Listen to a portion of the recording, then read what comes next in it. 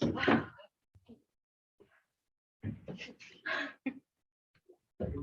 afternoon. I'm going to call the Bladen Community College Trustee meeting to order. I want to thank the ones that's on Zoom tonight. I want to thank you for your commitment to take the time to be on Zoom. And I'm going to ask each trustee out there to help us make this a successful meeting tonight. The ones that's out there and the ones that's here. And again, I thank you for your commitment and taking the time to be on this meeting tonight.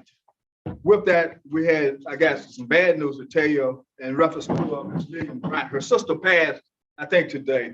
So let's keep her in mind and let's keep her in prayer, Ms. Lillian Bryant. So we'll keep her in prayer, trustees, as we go forward tonight.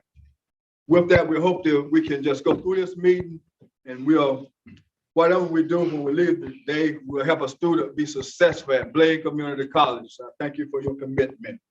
With that, we'll move forward with the Ethnics Conflict and Awareness Reminder.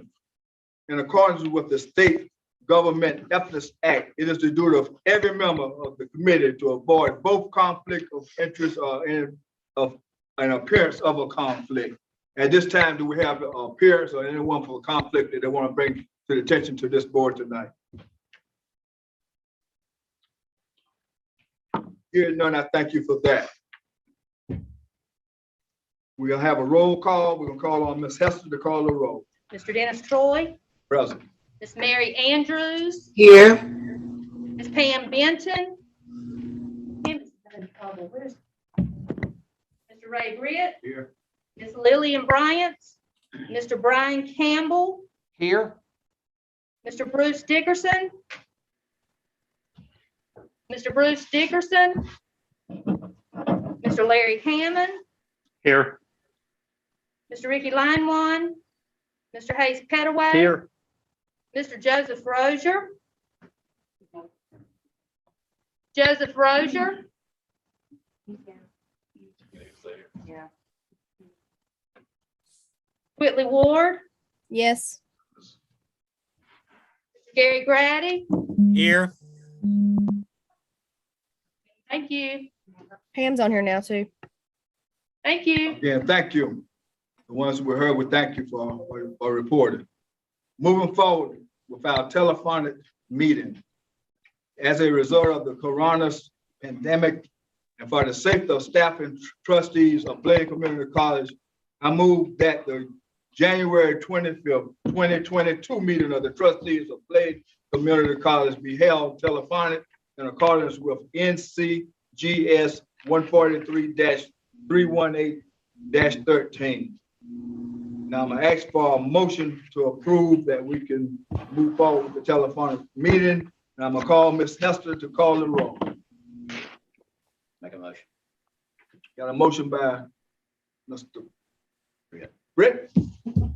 Second. Second by Ms. Andrews, I think, on telephone. Yes. Thank you. Dennis Troy, And support. Mary Andrews, Support. Pam Benton. Pam Benton. I see her. Ray Britt, Support it. Brian Campbell, Support. Bruce Dickerson, Larry Hammond, Yes. Hayes Petaway, Yes. Joseph Rozier, He's unmuted. Whitley Ward. Yes. Thank you. Thank you. If anyone is on, you please unmute if you can. We thank you for that. Moving forward, we're gonna call on Mr. Barry Priest, Vice Chair, Mr. Hayes Petaway, to give us an invocation. Let's bow our heads, please. Dear Heavenly Father, thank you for this day. Thank you for the cool of the winter months. Thank you for the precipitation that we have needed.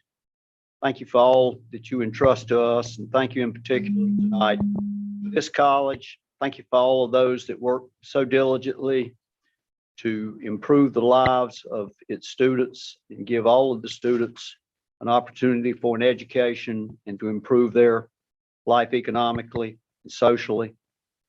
We thank you in particular for the trustees tonight that volunteer their time to work on behalf of this college to help make it successful. We also thank you for the staff, the administration, and all of the faculty that do such a wonderful job and make us proud to be working for Bladen Community College. We ask that you would continue to bless us in this county and help us grow and prosper and be faithful servants of our Lord and Savior Jesus Christ. This we ask in thy name. Amen. Amen. Thank you for that, Mr. Pettigrew. Moving forward, we'll call on Mr. Barry Priest to do a pledge. Lead us in our pledge. We'll ask you to stand. Yes, sir. Thank you, Mr. Ford. If those of you could help us recite the Pledge of Allegiance. I pledge Allegiance to the flag of the United States of America, to the republic which stands one nation under God, indivisible, liberty with and liberty justice and for all. justice for all. Thank you, Mr. Priest, for that. And we thank the ones that was involved in that. Announcement of new employees. We're gonna call on Ms. Tina Monday to forward with that.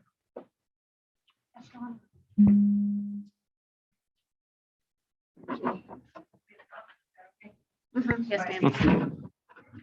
Good evening, everybody. It is so good to see everybody in 2022. I have the distinct pleasure to introduce two of our 4 new employees. 2 are not able to be here tonight because of illness, but we'll bring them to the board the next time.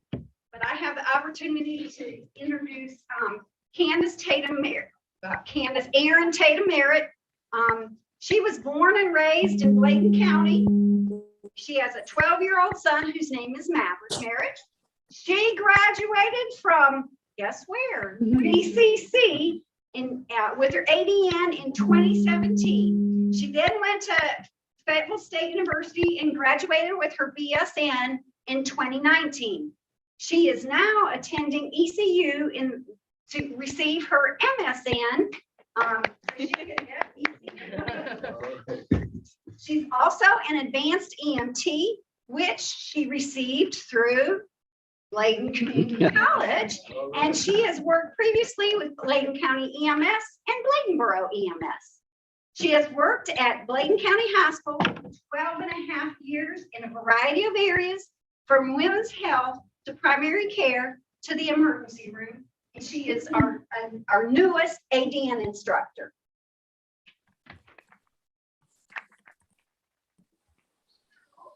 I get to introduce Dr. Dolly Horton. Does Erin want to say anything? Say something. Hello. Just hello. It's nice to You're be welcome here. aboard. It's the last 2 weeks that I've been here. It's been You need to get over so that they can see you. There you go. It's just been a nice. It's been a nice experience the last 2 weeks so far. I've really enjoyed it. The nursing department's been really nice. Been very welcoming to me, which everybody I've come into contact with through the campus, they've all really been welcoming. And if I have any questions, they're all, they don't have an issue with trying to help me and figure out what it is that I need to do or where I need to go. So it's been a really nice change. Thank you. Well, any comments from the trustees in reference to this new instructor here? Thank you. Welcome aboard. Thank you. And so Dr. Dolly Horton comes to us from Bishop State Community College in Mobile, Alabama, where she has been since March 2021 as the Dean of Health Sciences. Dr. Horton was recruited to assist the college there with the development of the new Health Science Division, the creation of 2 new medical training facilities, and designing a strategic plan of action for the growth of the new health-related programs. And she has not come to us. She'll come to us officially February 1st because she wanted to see through those facilities being done. Prior to this, she served as the Vice President of Academic and Student Services at Isothermal Community College in Western North Carolina for 4 years. She has also served as Dean of Allied Health and Public Service at Asheville Buncombe Technical Community College for 10 years, and at Bladen Community College as coordinator for medical assisting for 7 years. Her educational history began with an Associate of Applied Science degree in medical assisting from Western Piedmont Community College, followed by a Bachelor of Science degree from Western Carolina University. She has a Master's of Education from Regent University and a Doctorate of Education from Walden University. Dr. Horton. Thank you so much, Miss Tina. I feel like I've come home. Oh my gosh, I can't believe I drove onto campus and it did not feel like a new campus to me. It felt like I just was coming home. So everyone has been so gracious and so kind, and I'm going to do my very best to give you 100% so that we can serve our students and our community. And thank you for allowing me this opportunity to be here with you. Does anyone have any questions they'd like to ask me? Okay, well, you know what? I bet there'll be time and you'll think of something. I will be at the rest of the board meeting, so feel free to ask me anything you'd like. I'm an open book, and be sure to be ready for the answer because I'll give it to you 100%. Thank you so much, everyone. Oh, yes, sir. As the chairman of the board here, I got a comment I want to make in reference to you, Dr. Hartung. Now, I'm gonna say to the other trustees who's out there, y'all haven't met her yet. But when you meet her, all this will be different. I had the opportunity to meet her about 30 minutes ago, and I had to go get some water and coffee because she come with a lot of energy. So I'm asking the trustees, take some time to come meet her. We're adding her to this Bladen Community College family, and she already done jumped off and running with what we need to do here. So we thank you for being here. The trustees, thank you for fitting yourself to come to Bladen Community College and help take us to another level. Absolutely. Thank you, Dr. Hart. Thank you.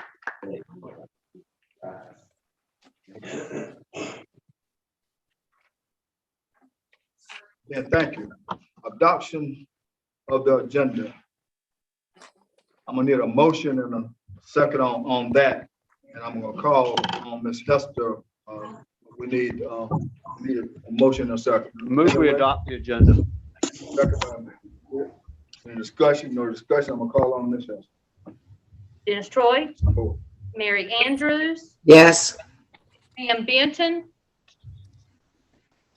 Ray Britt, Yes. Lillian Bryant, Brian Campbell, Yes, ma'am. Bruce Dickerson, Yes. Larry Hammond, Yes. Ace Petaway, Yes. Joseph Rozier,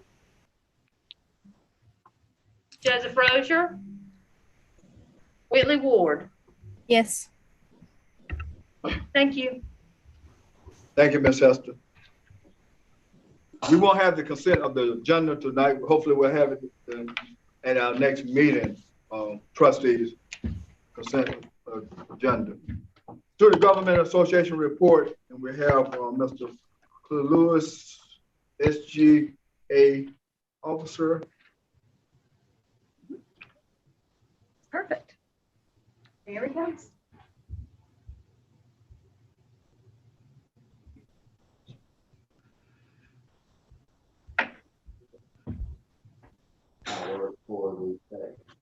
I'm Riley. I'm just going to give a quick introduction of myself. I came to a BCC from Lumberton High School in the spring after graduating Lumberton in the spring of 2020. My senior year was sadly cut short by COVID. So in the fall of 2020, I was elected SGA Vice President, and then in the fall semester of 2021, I again got involved with the SGA. I'm a dedicated student, and I work diligently to achieve my goals. My GPA is 3.9 currently. I have a strong work ethic, positive attitude, and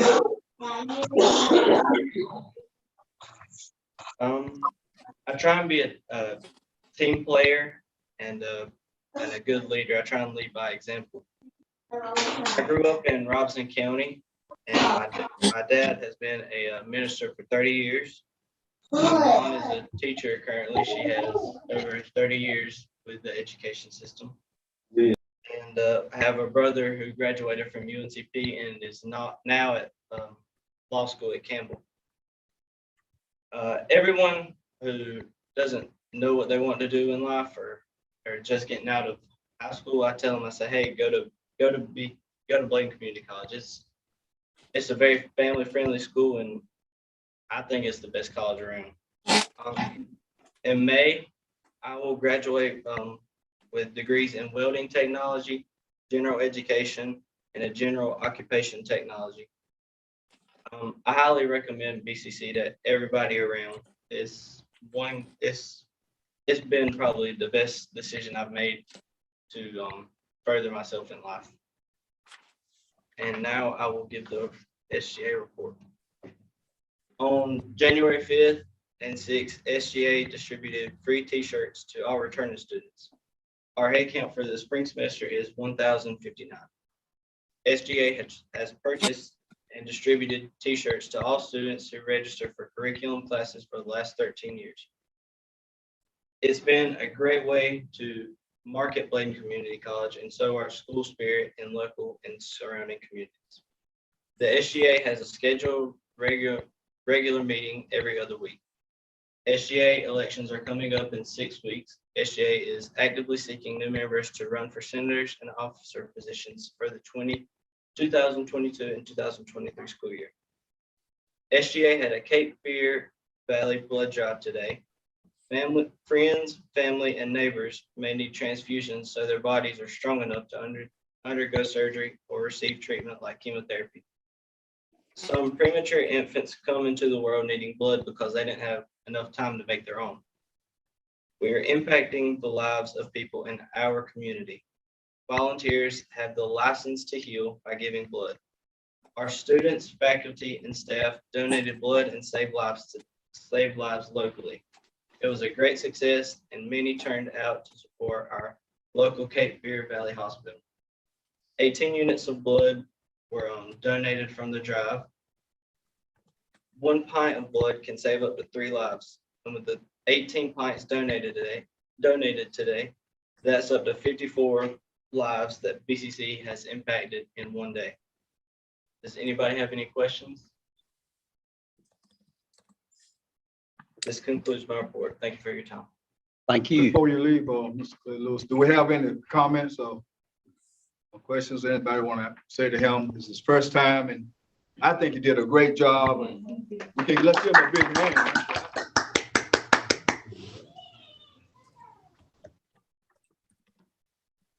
Let's just some staff report. We can ask our staff, the ones that presented yourself earlier. You can leave now if you'd like to.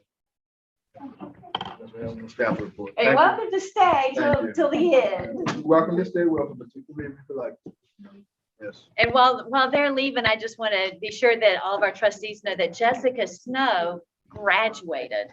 So our SGA president, who has been a part of your board, finished her cosmetology degree in December, and she has a job and is doing very well. Thank you, President. Thank y'all. Faculty, so we don't have that. BCC Foundation report, we have Ms. Sandra Guyton. Big league. Yes, sir. Thank you.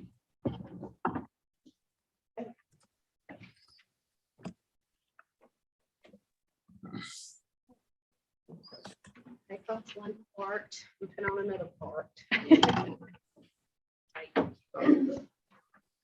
Good evening, and thank you for being with us this evening online and in person. The year ended nicely with decorations everywhere as employees across campus participated in fall revelry and decorated their door, their department, or suite with autumn leaves, pumpkins, trees, or more importantly, messages of thankfulness. We saw quite a few messages of thankfulness on campus. Several chose to decorate their doors, and we had 9 participants to enter the Best in Show contest, raising $200 for People's Nest Pantry. It was truly amazing to watch our campus come alive with fall decorations, and it was a perfect way to lift our spirits and to get our hearts ready for the holiday season. Speaking of the holiday season, this year, the Eagles Nest provided 24 Thanksgiving and Christmas meals. This was a partnership with Trinity United Methodist. They donated potatoes and stuffing and gravy. Butterball provided turkeys. Smithfield provided hams. So we're very thankful for our committee partners in helping us be able to put together 24 meals for students. You might recall that the foundation received or provided a $500 mini grant to launch the Full Steam Ahead initiative that's led by Tim Marshburn for 5th and 8th grade, 5th through 8th grade students. And they attended workshops last fall with their families to learn about agribusiness, mechatronics, industrial, and electric systems, phones. We had 38 participants at our second meeting. Now, our next meeting is in February, and we will be exploring the field of HVAC. It's a very needed employment in that field. This initiative has received a $5,500 grant from Moores and will be used to purchase 24 classroom robotic systems that we will integrate into the different programs that we're exploring every month. So that little seed money. And then the last thing for the year is we reached out to our donors with calls and letters, and through their kindness and generosity, the end of year appeal has rendered about $4,600 in additional donations. So we're very thankful for a good year with the foundation. Look forward to an even better year coming. Any questions?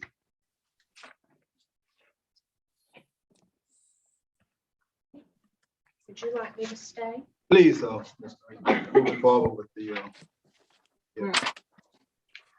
So the next thing on the agenda is an update on the renovation. The compliance report has been written, and Twyla Davis and Lisa Devon are in the process of reading through every narrative and checking the evidence links to make sure they're all working and checking for grammatical errors, just making sure that that report is perfect. This report is not an easy task. It is 50 pages long with approximately 1,300 pieces of evidence. We hope to mail the report by February 18th for a due date of March 7th. A bit ahead. Now, the off-site committee will begin the review of the compliance report April 21st. And if they have any questions, we'll have the opportunity to respond to that report with our QEP. Now, the QEP is another topic. It's called, QEP stands for Quality Enhancement Plan, and it's advising, creating a formalized training for our advisors. The plan is being finalized. Bruce Blansett, he is our QEP coordinator. He's done an excellent job putting this together and has spent countless hours doing research on advising and the best methods for advising.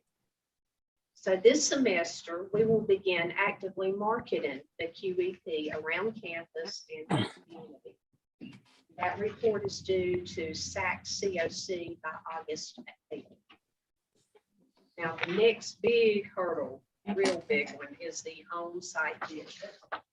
And so we are going to, the on-site committee has actually been formed, and the visit committee has been formed. The on-site visit will actually take place the week of September 19th.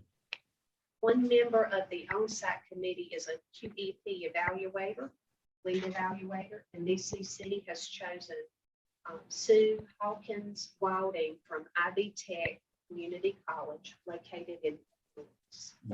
She has an extreme amount of experience in advising as a QEP evaluator. And we're excited that she's going to be helping us. So our on-site committee visit committee is getting ready for this visit. It's been 10 years since we've had a visit like this on our campus, and we treat these folks like royalty.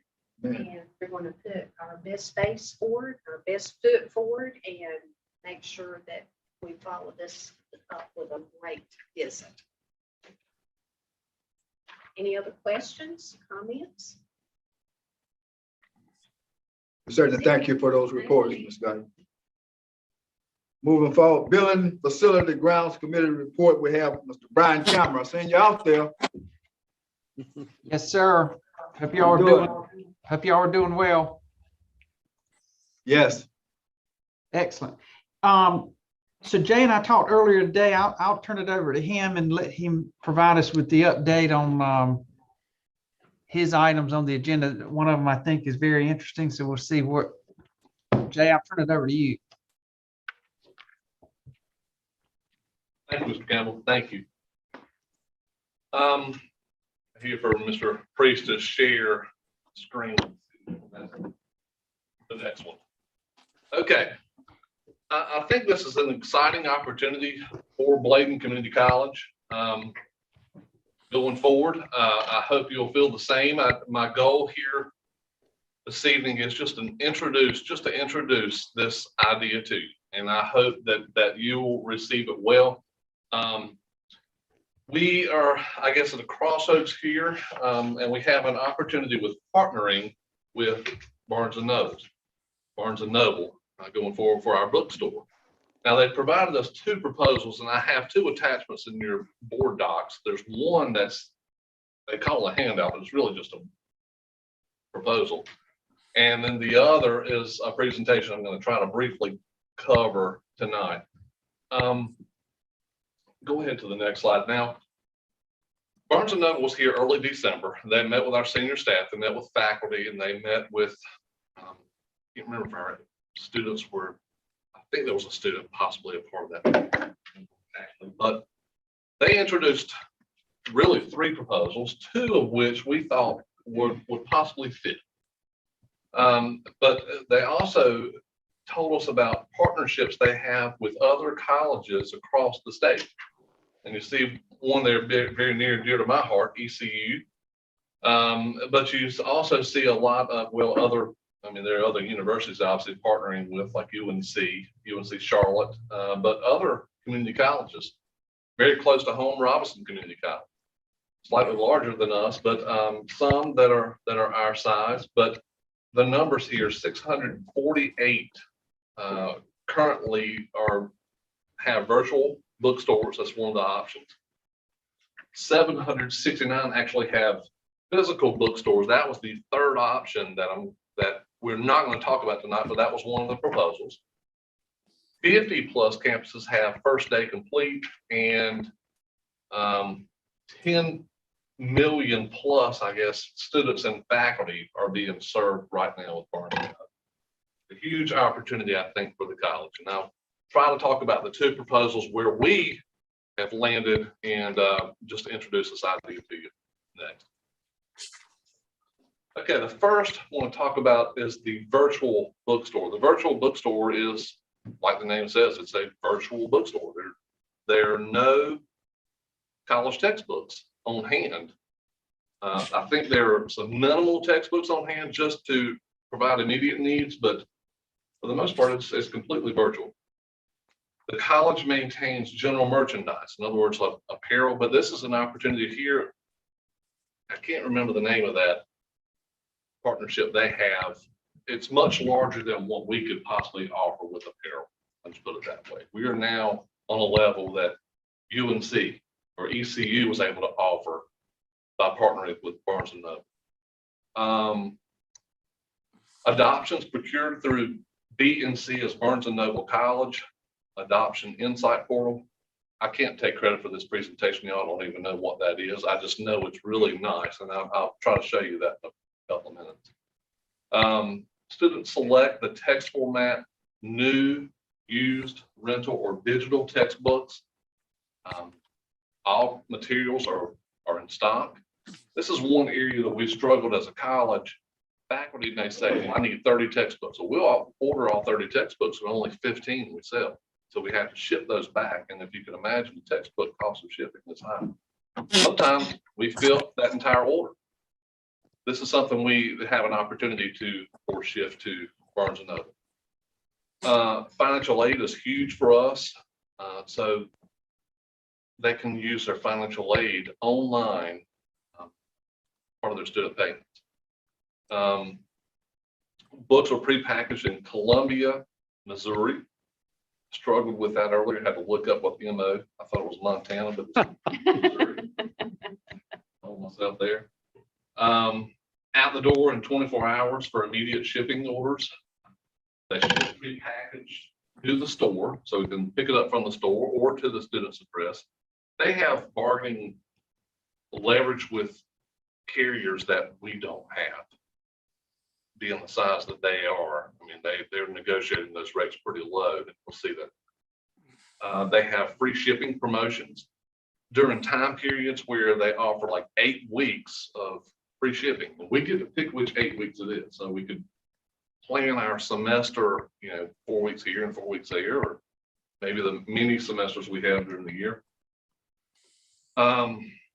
They buy back textbooks, they guarantee some of those, and you'll see that in just a moment. The custom virtual course material delivery solution, I mentioned that earlier, it's pretty neat. It looks like you're actually on our website, but it's Barnes and Noble's. So here, I mean, you'll see a picture of the library where we are. It's seamless for our students. They're able to log in using their same credentials that they'll log in here at the college. The financial aid integrates with their system. It's also 24/7. It's the only 24/7 in the industry. And we also have a dedicated implementation and account management team to ensure a smooth transition. Mary, could you click on that view demo? And I don't know if it's PDF. Try it.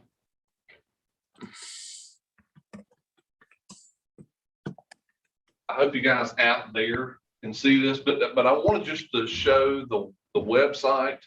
And right now, of course, we're not live, but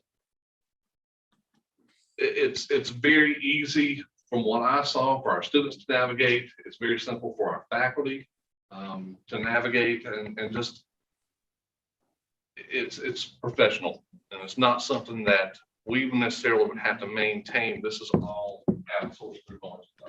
That's all I wanted to talk about that. So if you go back to the PDF file.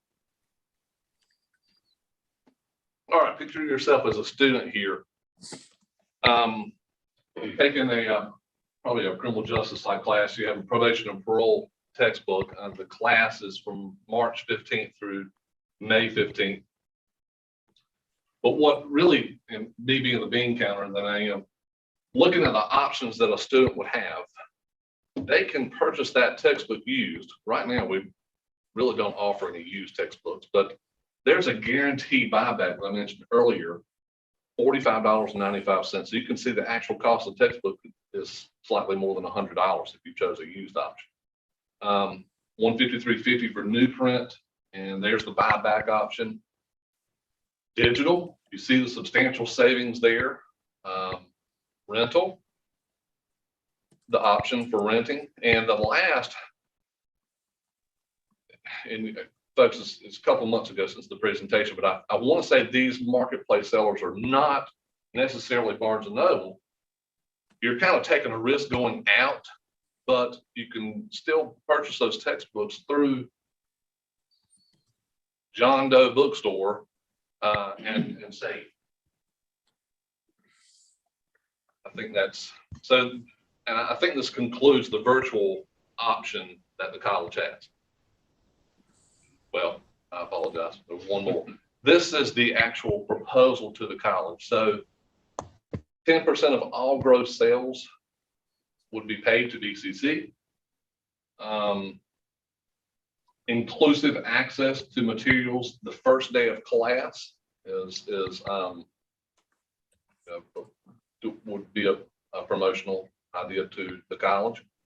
I mentioned the shipping promotions that you see there, and we would also receive a $10,000 signing bonus to sign on with this virtual idea with Barnes and Noble. Okay. All right, the other option, first day complete.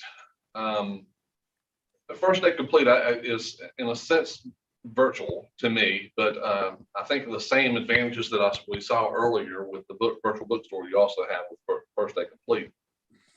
What's so unique about first day complete is it's billed as a fee to our students. So the financial aid that they currently have would of course cover the cost of those books.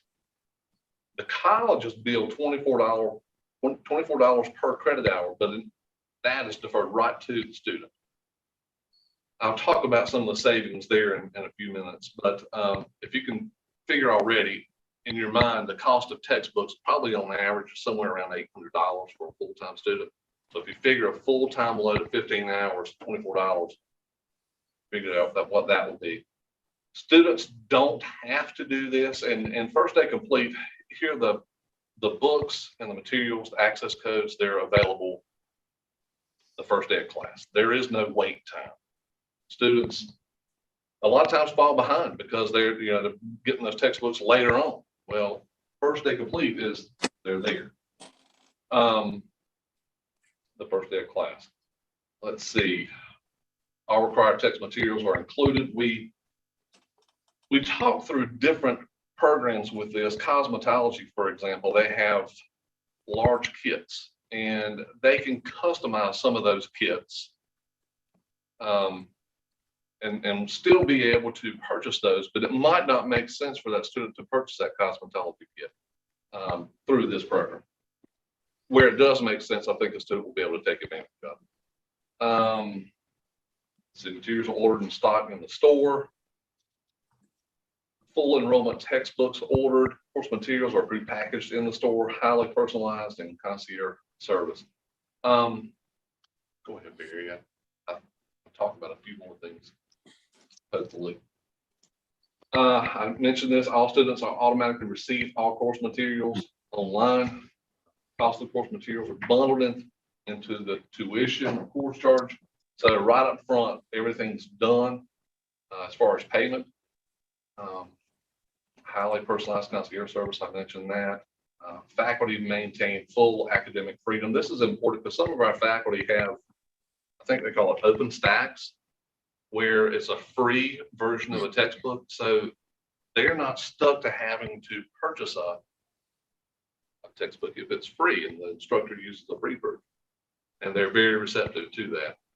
I'm not going to go reviewing the demo. Go ahead, Barry.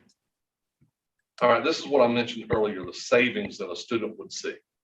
This is typical, I guess their average from the U.S. Department of Ed over for a 2-year community college like us. Average student, according to them, is paying $743 for textbooks. That $24 per hour for a full-time student would cost $360. So you can see the savings there for our students. That statistic at the bottom is, it really sticks out to me. 89% of students nationwide said they were interested in bundling course materials with tuition. I think a lot of colleges are starting to move that direction. I want to say App State, for example, has taken that direction, and it would be not necessarily the size of App State, will be at least on that level with this partnership. Okay. This, I guess, is their proposal. They will invoice Bladen Community College $24 per credit hour. That for students that opted, well, that don't opt out. We, of course, determine the course fee, the amount that students will be charged. I mean, in my mind, we would charge the same, but we, of course, could go $25. Why we would, but we could. There is a capital investment here to make this work. Barnes and Noble has requested space of 2,000 square feet. And, you know, the goal is to move the bookstore into this facility. They would provide a $40,000 investment to Bladen as a renovation for capital investments to us to accommodate the bookstore. 2,000 square feet is divided in 1,000 square feet for apparel and then 1,000 square feet for storage. I said today to Dr. Lee, I don't know how we'll come up with 2,000 square feet. She said, quit saying that. We'll just do such stuff. She's right. It's very feasible. We would also receive $33,000 to equip and install the bookstore operational management system. I'm imagining that as the technology infrastructure to implement the bookstore through the first day complete. Barry, I think that's the last slide. I think I have one more. To transition to this, forgot this. We're looking at implementing this August of 22. I don't right now have an exact recommendation, and we just really have been presented this proposal just recently. If as a group, and when we talked through it, I think we all landed on first day complete. So if I had to make a recommendation to you tonight, it would be on first day complete because of substantial savings. But there's another part of me. I don't necessarily, me personally, I don't necessarily like being a first mover. However, with this, it may be a good idea to be a first mover with this technology. We're competing for students. We're competing for that same student across the state. And to make it much more affordable and easier for our students, it makes sense. So I'm willing to take that risk and jump out.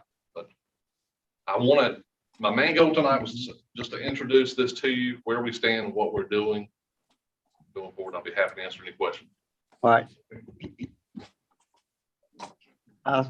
How will you reach a decision on what recommendation that you make to, however, I mean, how will you, will there be a group of faculty to get together and go over these and Yes. I would say the initial group we had originally had, senior staff, faculty, representatives from the college. Okay. And I tell you, what I saw from that group, what I heard was unanimous support for partnering with Barnes. How have you talked to any of the other North Carolina community colleges that have implemented one of these plans and have been in it for a year or two and say, you know, and get feedback from them as to how successful it's been? Or I have on the virtual, and that has gone well. We have requested names of other colleges that have chosen the first day complete. We're told more signing on. We're just not told which one. It's quiet. It's a church mouse, I think. Just It's a new concept. It's a new concept. who other than Barnes and Noble offers something like this in the There are other companies, and we possibly did, but sent out an RFP for proposals. To me, what's so attractive is how Barnes and Noble, it's huge. Yeah. Support. Yeah. I don't know that these others really provide, and I just think it brings Bladen Community College up to another. I'm just curious, does Barnes and Noble, is there any way that a student that is participating in this gets some benefit if they go to the Barnes and Noble in Fayetteville and go in to buy something else? Or, I mean, is there anything tied that would, you know, that would be a direct, that looks like they would try to do something like that? I don't know how they track it, but Good question. I don't know. So I mean, I can ask. Sure. That'd be a good incentive. But, you know, I'm assuming also that the online, you have the whole repository of all of their materials online. You're not limited just to, you know, it's designed by the course, but I'm assuming you could probably pull out of that and go to other areas of Barnes and Noble. And if you're studying for the GMAT, or like getting into a master's program, it may be that you take advantage of those savings. Why not? Hey, Jay, this is Brian. Yes, sir. A couple of quick questions. I like Mr. Hayes was wondering what Robinson Community College went with, whether they went with the first day complete or the virtual option. They were one of the ones close by. And if you don't know that, maybe finding that out if, They are currently with virtual. okay, There are some colleges that have a physical store. They're not one of those, and I'm drawing a blank right now which community colleges actually do have a physical store. But when we heard that proposal, Brian, it was just not a fit. I don't think for us. I don't think we generate enough revenues for to make sense for Barnes and Noble to make that investment in us for an actual physical store run by Barnes and Noble. okay. Well, that answers my second question is who mans the site? If you go the first day complete, some of the challenges may be that some colleges don't have the space. That may knock some of them out. But it sounds like you answered the question. The person or individual that mans the site would be a BCC employee. Yes. Okay. Oh, Are well, are they paid by Barnes and Noble? I'm sorry, Brian. they are paid by Barnes and Noble. Okay, they are paid by Barnes and Noble. Okay. I heard your question exactly right. But yes, they are Barnes and Noble employees. Now, I didn't plan to bring up personnel, but currently we have a temp and manning the bookstore and our print shop person is also managing the bookstore. Our bookstore manager recently resigned to move to greener pastures. So we're at that crossroad as well. And he attended that meeting. Yes. Yes, he was a part of that meeting and was very supportive as well. Jay, one last question that I've got. The cost to renovate, they're going to front, it sounds like the $40,000 grant or money to kind of do that. I'm assuming, I want to ask, is there an expectation that the cost of what they're asking us to do or y'all to consider doing, that 40 would cover it? Or are you far enough into it to know whether that will or won't cover the upfits that would need to be done? We are honestly not, Brian. I really don't know. I would really like for Barnes and Noble to come out and assess our facility, and it may be less, and again, it could be quite a bit more. I hate to say, and with the cost of renovation construction right now, it's very tough to call.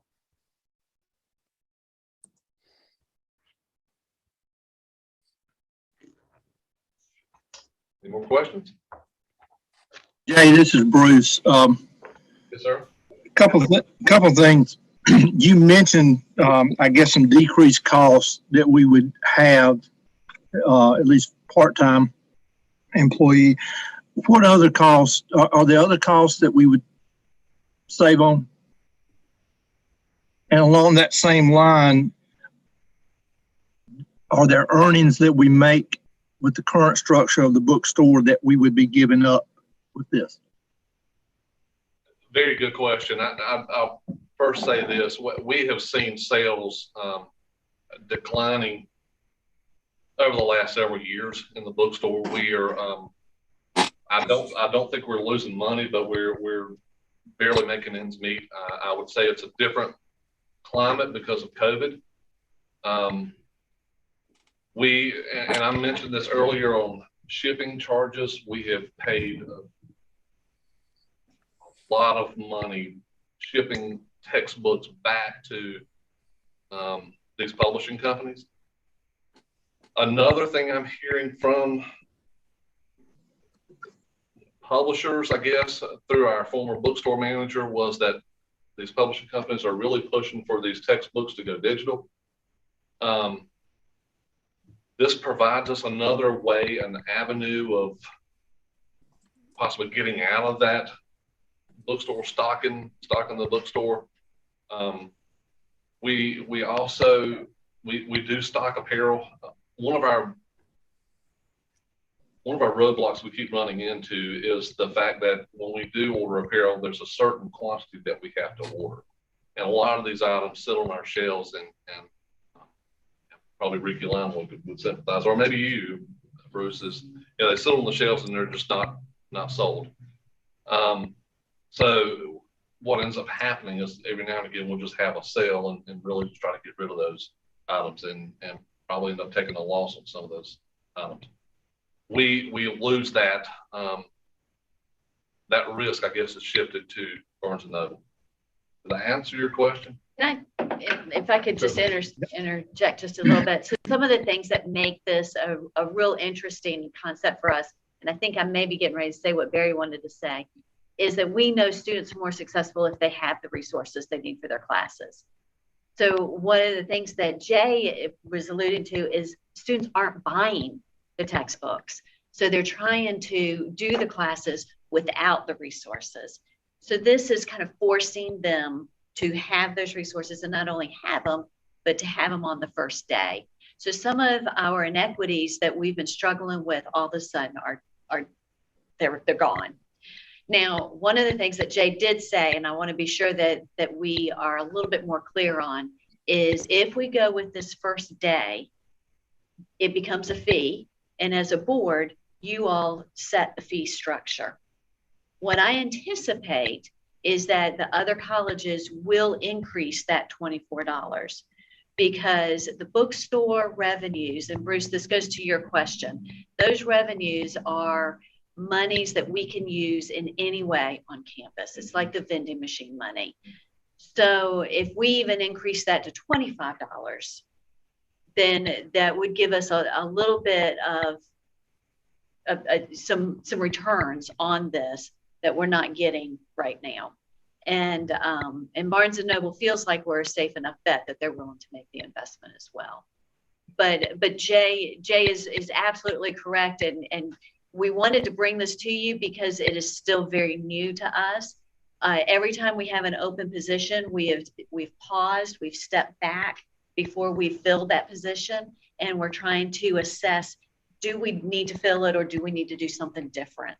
And in that conversation, when our bookstore manager decided to leave us, it's all of a sudden we thought, well, maybe we should outsource. Maybe we should do something different with the bookstore. So this is very new to us as well. But it was new enough that we wanted to get you involved and get some of your questions so that we could start to address them as we move along.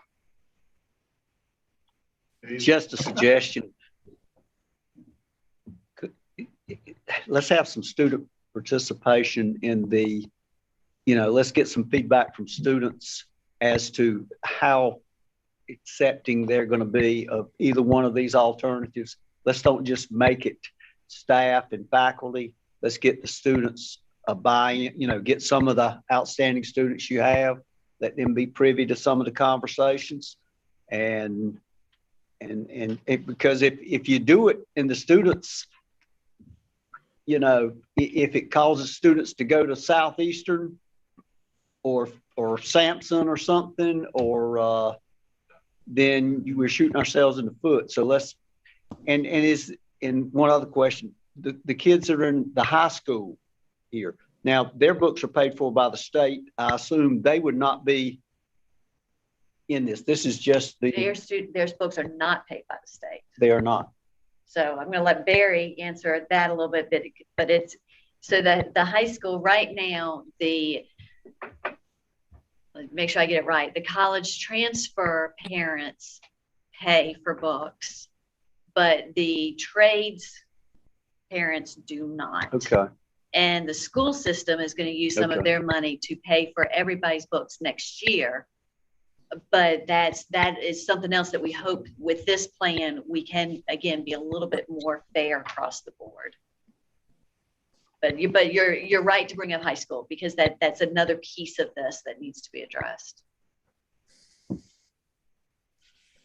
All right, thank you for that. Jay, going in a little bit different direction. I remember a few meetings ago, we talked about a coffee shop break area, so to speak. I have no idea what the layout plans for either of these things would be and how close by. Is there any way that these two projects could be worked on together with some potential cost savings by doing it that way? Yes, sir. That certainly, definitely. The timing of this, I think, will be a little difficult, but it looks like Dr. Lee wants to say something. And I just wanted to say that Bo Barefoot has reached out to us, and he is going to bring one of his wagons out and do a test run and see if there is a demand here for a daily coffee service. Final question from me. What level of expenditures for renovations and all of that will require state construction to be involved, and you put it out for bid and all that? I mean, is there where we could do it? I mean, I know that extends the period when you got to do all of that. It does, and we could request state construction office oversight, but recently that threshold was increased from 500,000 to Oh, okay. Okay. almost So, 2 million. so we're not going to So these speak. renovations- Yeah. Okay. Would fall way under that. Yeah, Okay. A good question. very good question. Any other comments from trustees that's sitting out there listening? It's a new opportunity, it's a new concept. Do y'all have any concerns right now while we're talking about this?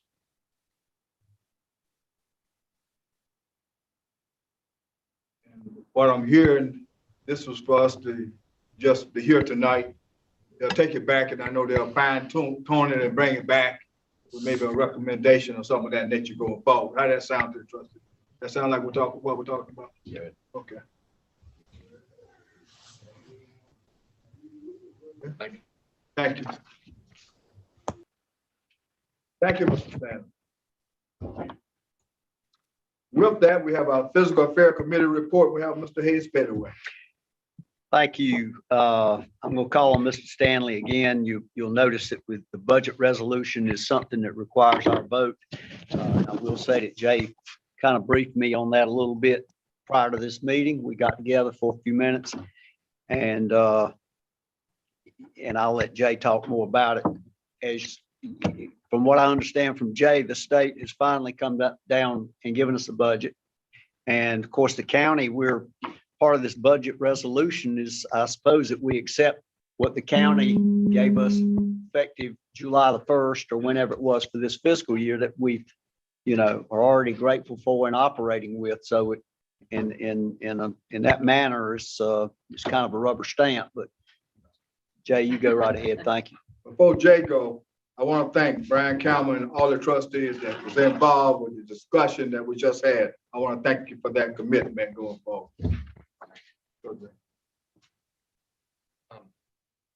Thank you, Mr. Pettaway.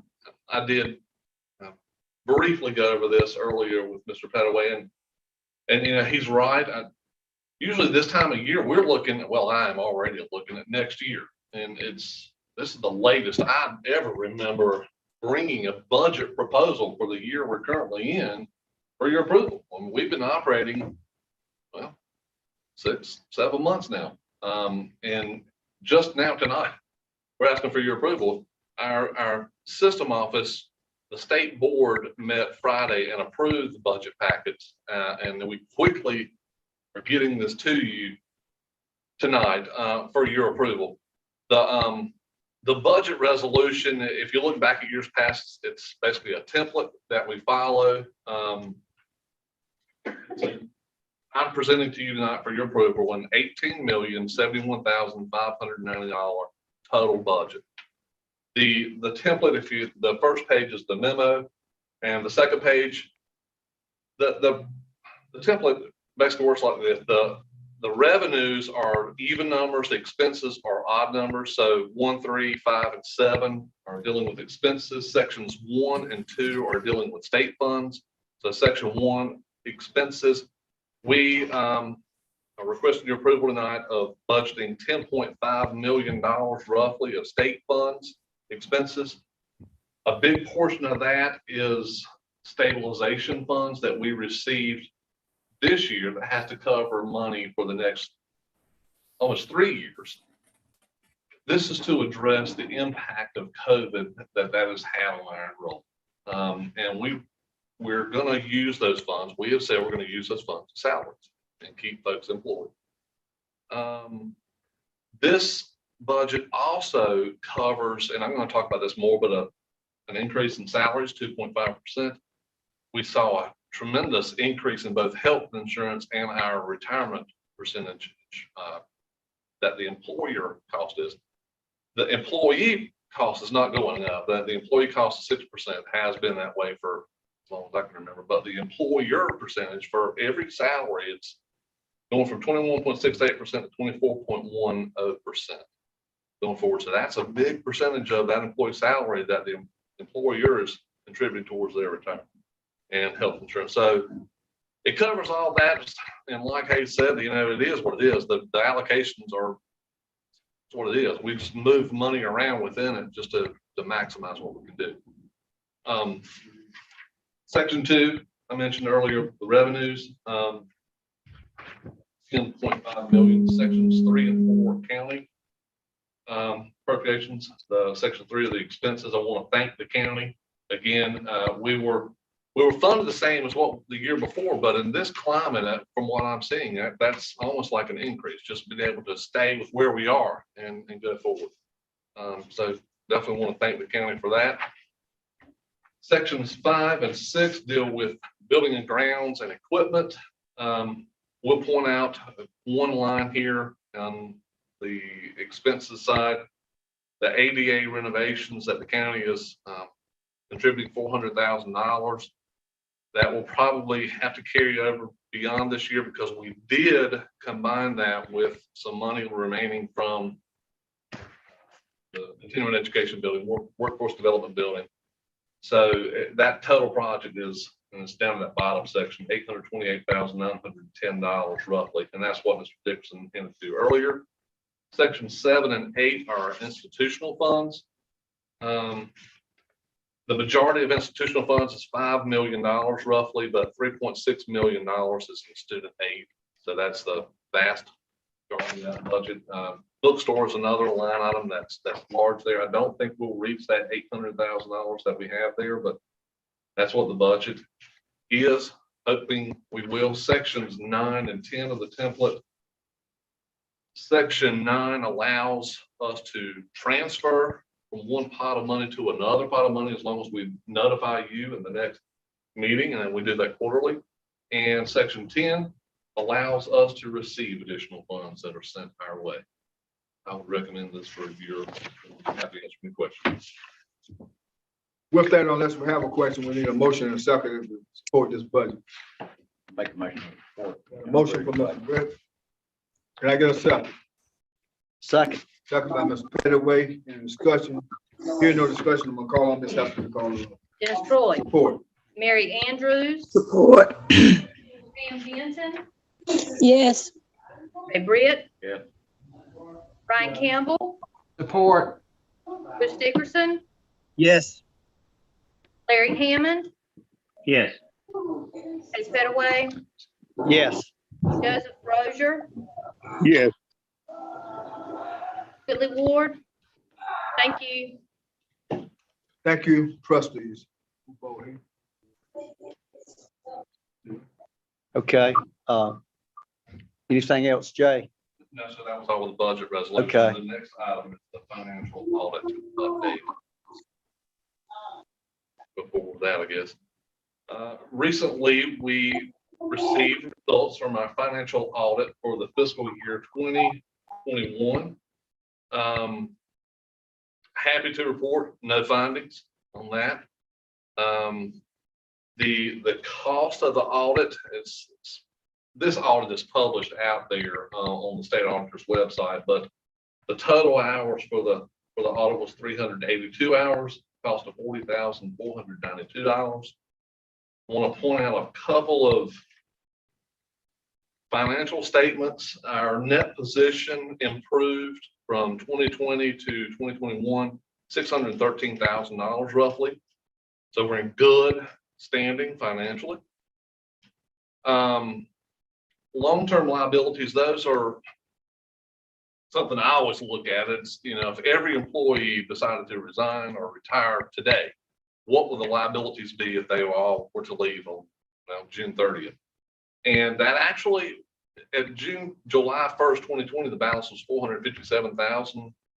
At the end of this fiscal year, 2021, it was 409,000. So it went down almost $50,000. We've had some retirements, and folks are.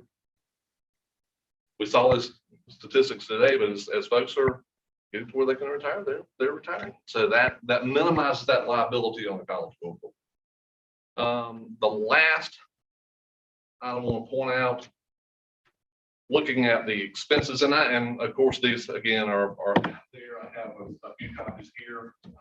You guys want to look at these, but I want to talk a little bit about the operating expenses for this past year. We spent $16.1 million in that fiscal year. 36% of that went to construction. 20% institutional support. I'm just talking about the three largest areas, and then the next largest percentage right behind that 20, right there at it, was student financial aid. So instruction and student financial aid, if you add those two together, that's where the majority of our expenses are going. And then administration slightly behind. I'll be happy to answer any questions. Otherwise, good audit. Thank goodness it was tough. Those state auditors don't play, and it's a true audit. Jay, this is Beth Woods Yes. Yes, sir. group, the state audit. Okay. And we had no findings, no, wow, I think that's terrific. Internal control deficiencies or anything. So That's wonderful. My comments Absolutely. follow Mr. Pettigrew comments. That's great. Hope we can keep that up.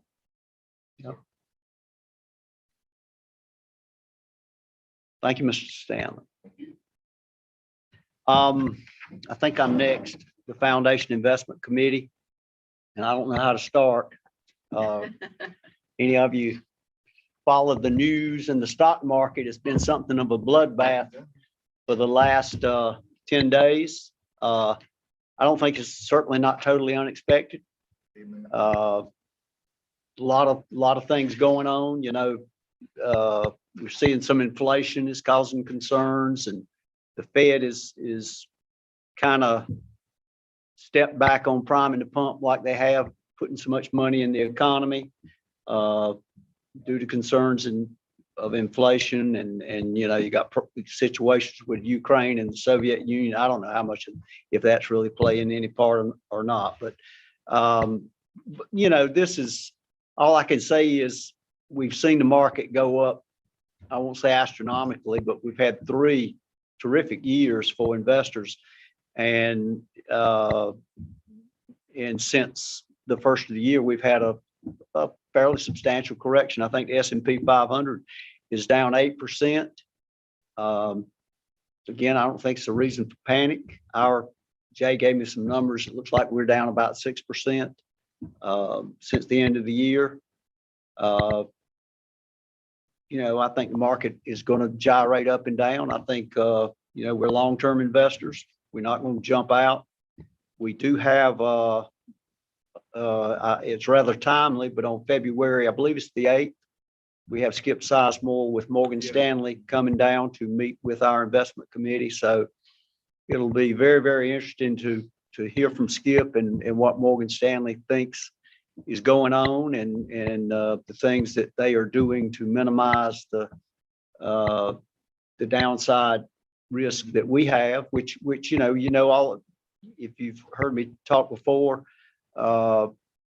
we have not been 100% in equities, which leads to less volatility. We have a lot of fixed income products that don't grow as fast, but nor do they go up and down like a lot of these NASDAQ companies have in the last few days. So, you know, it is what it is. It's part of, if you're a long-term investor, you're going to see these kind of things. And I'm sure Skip's probably going to come down and he's going to say, we got money, we on the side, you know, that when we feel the timing's right, we're going to go back in and buy good companies and do those types of things because we think there'll be a great deal of opportunity. So,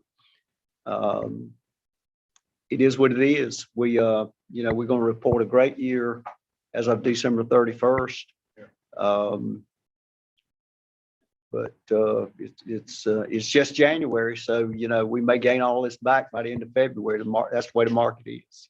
But at the end of, I think Morgan Stanley had, we had a balance of $1,157,987 as of close of the market this afternoon. So don't panic. Worst thing you can do is panic and start pulling out a lot of money and because I think I don't know the exact number, but you can take, if you're not invested over a typical year, if you take 10 or 15 days a year that you're not invested, you lose about 80% of any gain. You cannot time the market. Nobody can. So you got to stay in there, and you got to take the bumps and the bruises once in a while. Right now, we have a few bumps and bruises, but I think we're fine. Thank you. Any questions or comments? Hearing none, Hayes, we want to thank you and that committee, Morgan Stanley, where you have community college at this time. Thank you for that. Moving forward, we have our personnel committee report. We have Ms. Mary Andrews. Are you out there? Yes, good evening. Jay is going to talk to us about bonuses and salary increase, and I think the staff is going to really enjoy this. And so take it away, Jeff. Jay, I'm sorry. Thanks. Yes, ma'am. Thank you, Ms. Andrews. Yes, college employee salary report. Happy to report to you. I want to thank the General Assembly. Mr. William Brisson actually stopped by for a meeting. Yes, he did. And I'll have to agree with him. He said the community colleges did well with the budget, and they did. And I thank the General Assembly, thank the county earlier, but thank them for their support. They allocated $30 million for all community colleges for salary increases in our regular operating budget. And you saw the operating budget earlier. Community college employees, the full-time employees, are to receive a 2.5% increase in their salary effective July 1st, 2021. Now, that will be paid as a bonus in this month's payroll that's retroed back to, of course, July 1. Now, there is language in the budget packet that I think you guys need to be aware. You may have some questions because there are some folks that may or may not receive an increase. Part-time employees, there's two categories really: permanent or temporary. We don't really have any permanent part-time employees, but those permanent employees that would have to go back to July 1. Our part-time employees, what we're going to be doing is effective January 1st going forward, would receive an increase, 2.5%. Now, it's either 2.5% or $13. The minimum wage was increased with this to $13 per hour. We have some folks that made right at $13 an hour that the 2.5% was greater, and some folks that $13 was greater. There are also some dates that are very important here. The employee had to be employed on both June 30th and December 31st. There are some folks that are not going to receive an increase in pay that may have retired during the year. So you may get a question on that. And of course, we're following the letter of the law here and what we have been funded from the state in applying that increase. The bonus, forgot to mention this, the bonus is not subject to retirement. And I think really the state did this. I don't want to get all into it, but the tax implications, and we're trying to do what we can to maximize those dollars that the employee will actually take home. And Heather's done some performance there and trying to do what we could to maximize that. Bonus items that Ms. Andrews pointed out, we thank you for your approval last time we met on the performance-based funding bonuses, we did pay that in December. As a reminder, full-time employees received $575, and the part-time received $275 from that performance-based funding. Other bonuses that were received by employees in December, and this was very last minute, the pandemic bonus that our employees received if they made, it was only applicable to full-time. If the employee made less than 75,000, I think it was a $1,500 bonus, and if they made more than 75,000, it was a $1,000 bonus, and that was paid in December. So certainly pretty good. I saw Tina. Part-time staff. Part-time staff. Yeah, part-time staff with a $275 bonus for the performance-based funding, not our adjunct faculty. Thank you, Tina. I'll be happy to answer any questions. Certainly thank the General Assembly for supporting community colleges going forward. I think they see the benefit and they're putting funds towards it. Any other comments or concerns? If not, trustees, then we want to take a strong stand on this. We want to thank our state representatives, and that's Mr. Brisson. He was with us last week up here. We want to take our time and thank the county commissioners. We got Mr. Britt here. We want to thank him for all he do. And if you get an opportunity to see the commissioners of the representatives, take some time and thank them for what they do for community college. Mr. Britt. I'd like to say one thing that it's tough on the county too, with the expenses going up like they are. Talking about insurance, just our increase to our county employees close to $600,000. That's the increase. And with that being said, we've tried to do a good job. I know the 5 years that I've been there, with the increases that we've seen in a lot of stuff, we've not assessed any additional funds from our taxpayers. We've worked hard to make it work, and we have to work even harder. Our people can't afford to pay no more in this county. It's tough, so we're all scraping and scrapping. And in the retail sector, you know, we sitting here talking 2.5% and 3%. I don't think a lot of people know how bad we really are. If you look overall at retail, most of us is cost of product and all probably is a minimum of 30%. And how people continue to pay that, people on Social Security, welfare, and any other kind of funds that they get, our people are struggling and going backwards. So we're in a mess, and a lot of people are not willing to admit it. We operate off a big charge card. It looks like it's unlimited funding on the end. Somebody's got to pay back. We got a mess. Thank you, Mr. Britt, for those comments. With that, moving forward, we have a special person coming forward now. The president of Bladen Community College, Dr. Amanda Lee. Before I do my comments, I just want to say what an honor and privilege it is to be able to introduce Dolly to each of you. I can't tell you how excited she is to be here. And as we were talking to her before the meeting, they got in, what did she tell us, Mr. Troy, after midnight on Saturday? Yeah. Driving through the storm from Alabama and through Atlanta with 2 cats and a U-Haul and still made time to be here. It's because she wanted to meet you all. And I just am thrilled to be able to introduce you to her, because you are without a doubt the best board that has ever convened. I talk to my peers, and what we have here is special, and I'm excited to have a complete team. Cynthia is here, and she's not leaving us. I'm trying to get her not to retire for that liability to stay on and on our books. But she has been amazing during this transition, and we have not missed a beat. She has said to me that she may stay till May, but she's been practicing coming in a little bit later and drinking some coffee and taking her time. And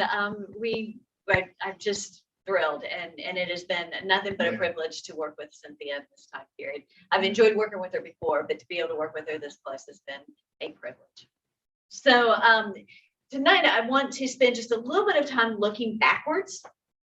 You've heard a lot about what we're going to do moving forward today, some ideas that we're kicking around and some different things that are on the horizon. But I'm also trying to work on our annual report, and that gives me a chance to reflect. And as I was reflecting, I thought you might all appreciate just a moment also to reflect. And I was thinking about, not last year, but the year before, we were really working hard to tread water. The goal was don't let your head go under. And I want to say last year, I feel like we not only did the treading of water, but we learned that we could float on our back. And, it rest a little bit if we were weary. We even were able to touch our toes to the ground every once in a while. So what I want to share with you were those moments when we had a toehold. And one of those that stands out in my mind are the community events. And our graduation was an absolutely spectacular event, not only for our students, but for their families and for the community. Our 9/11 event, where we had everybody come on campus and experience that event, was just something that was special in so many ways. Our Touch the Truck event, our Back to School event. We talk about all of these opportunities to bring young people on campus, to bring families on campus. We really nailed that this past year. We also had opportunities to bring other businesses on campus. We had companies using our facilities for their board meetings because our spaces were larger and because of the technology that we could offer. We have hosted the county strategic planning meetings throughout the year. We've hosted public school and charter school events throughout the year. We've hosted all kinds of other different small group meetings throughout the year. So we are holding true to our goal to be a hub for this community. And to be able to say that in the midst of COVID, I think is an amazing accomplishment. Not only that, last year, we increased our partnerships with Methodist University to make an ease of transfer to Methodist a little bit better for our students. We also announced a partnership with WGU, which is the one that I'm the most excited about because we've heard about the dire need we have locally for teachers. So with our new teacher prep program and this partnership with WGU, we have students that can do all of their program education to be a teacher, including their certification, without ever leaving our county. And for some of our citizens, that is a game changer. I even happen to know that they might even be able to get paid while they're doing all of that. And so that happened last year. We started a new college transfer program in engineering last year, a new high school pathway in agricultural technology. We offered new machining classes to respond to the local demand for entry-level machinists, and our partners that had that demand promised, committed to interviewing every single student who completed successfully. We have continued to grow our trades classes, and particularly those classes that we are offering Spanish. Again, for a year when we were doing treading water and floating on our back, that was pretty amazing. Through the funds that we received from the federal government, we have financially supported every student that met the criteria at the beginning of the year. And at the end of this calendar year, we have supported every single curriculum student and every continuing education student that took a course of 96 hours or more. We also have used funds to buy personal protective equipment. We've been doing that all along. We've continued to do that. We continue to adapt to whatever the needs are. We've increased our technological abilities so that we can provide instruction virtually on a dime. It didn't cost a dime, but we can pivot on a dime. We have altered workspaces to improve airflow, to provide adequate distancing, and to support a safe and healthy work environment. A lot of that work is still ongoing, and you continue to hear about that. A little bit closer to all of you, this past year, we honored Dr. Gemma and his service to the board. I don't know if you remember that we received a picture from him of his leadership mantra that he has.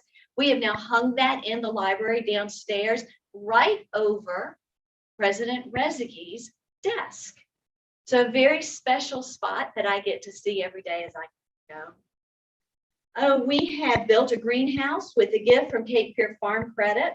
We renovated and named the auditorium in their honor.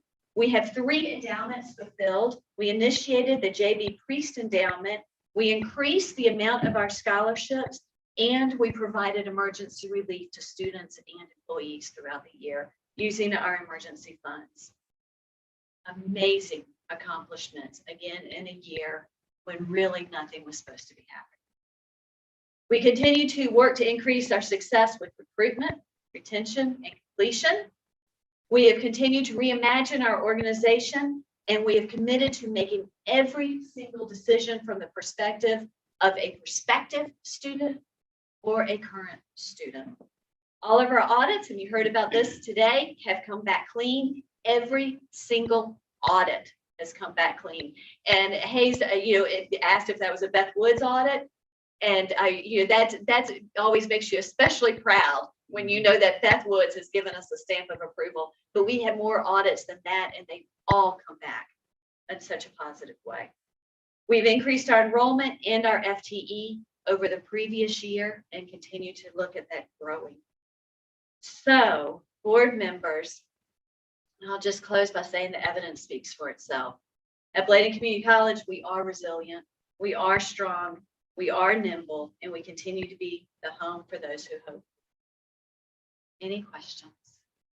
I'd like to add one thing you left out about excitement from this college. When you go to a parade, this group adds another dimension. I mean, everybody recognizes that as a merchant. People talk it all the time. The enthusiasm, because you keep growing and you keep adding other events to it. We've had a lot of fun with that, and I thought we were going to freeze to death at the most recent parade, but we are resilient and we did thaw. Thank you. Thank you. Let the minutes reflect that. And President, we thank you for the new norm, and you just shared it with us. We thank you. Let's give the president a big hand. Moving forward, old business, we don't have any new business. We don't have new business. I have annual trustee self-evaluate. Ms. Hester, I'm gonna call on you. Do I need to go up or you want me to do it from here? I'd like for you to do well.